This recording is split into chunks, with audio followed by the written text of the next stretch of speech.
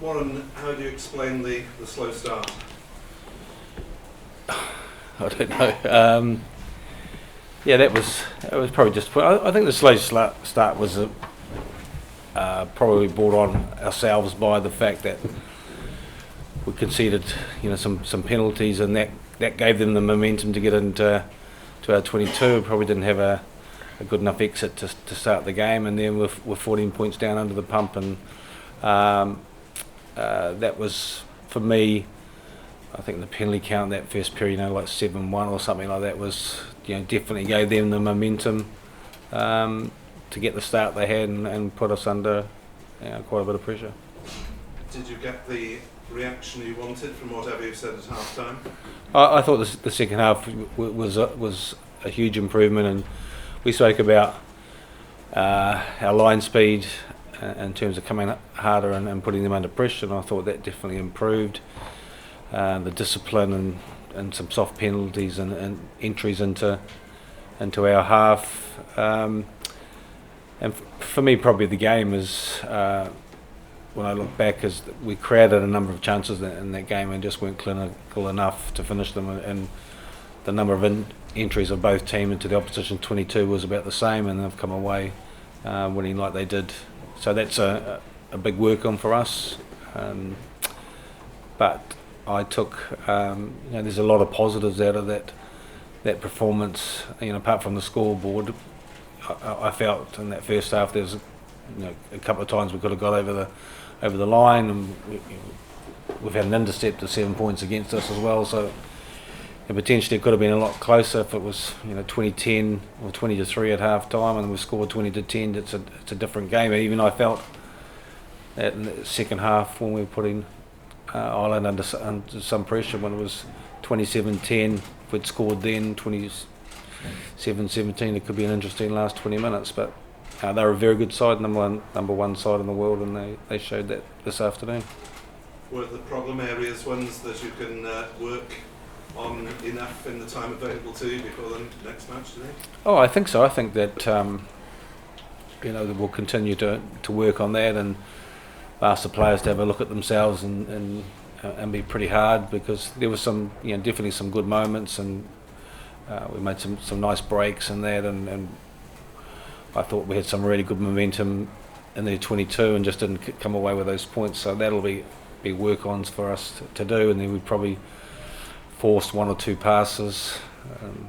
We've had an overthrow and a not straight, which doesn't mean he's normally pretty good at that. But like I said, the learning comes from, we spoke about the experience from that and taking that forward. And if you look at them, I thought the game management was excellent. They played 2 or 3 phases and sort of that middle period of the park, and if they were able to get force a penalty, they took advantage of that, and if they didn't, they went to the aerial, and I thought we were much better in the second half.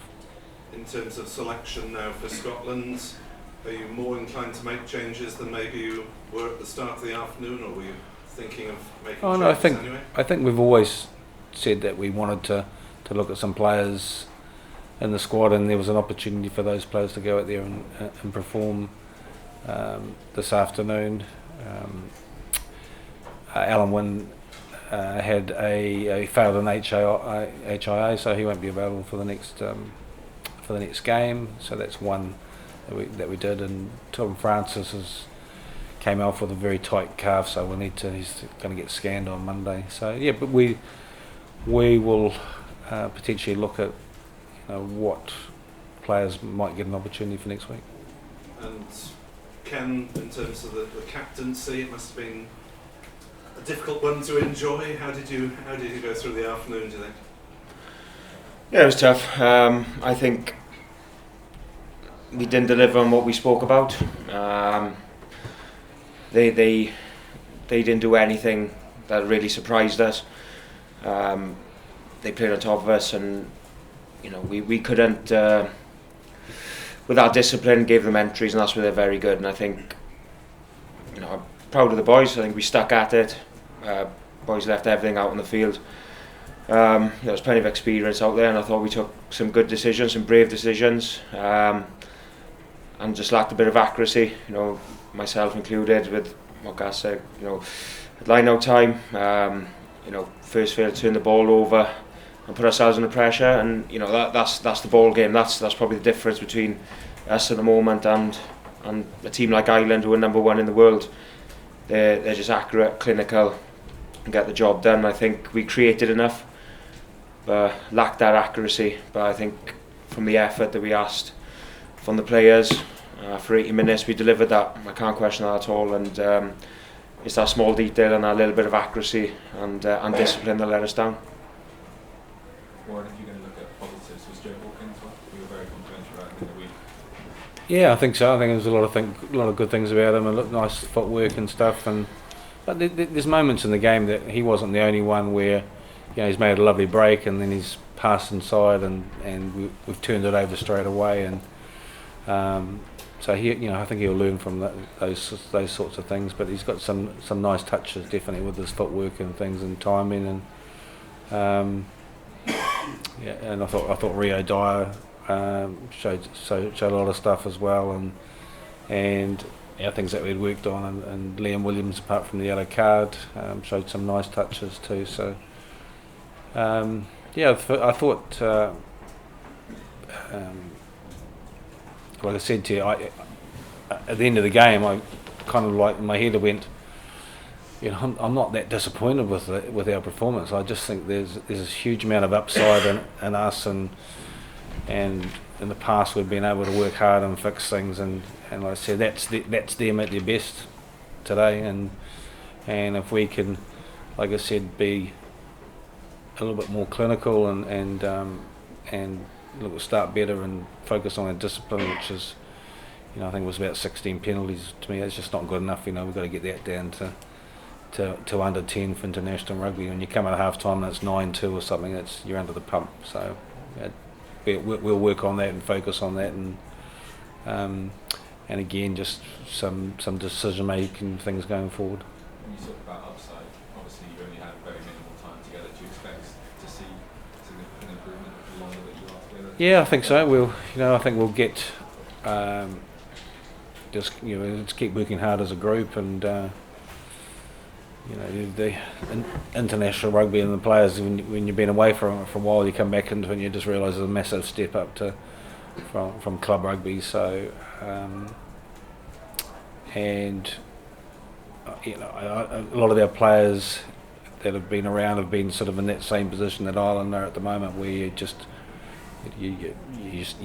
in an arm wrestle. You don't make too many mistakes. You're clinical. You keep your discipline. You back everything, and we just got to take a few steps to keep improving in that area. Okay, coming over here. Warren, did you feel you were outdone by a tool in some of those close calls? Ian Henderson maybe could have seen yellow on potentially Andrew Porter as well. And what about your own yellow card?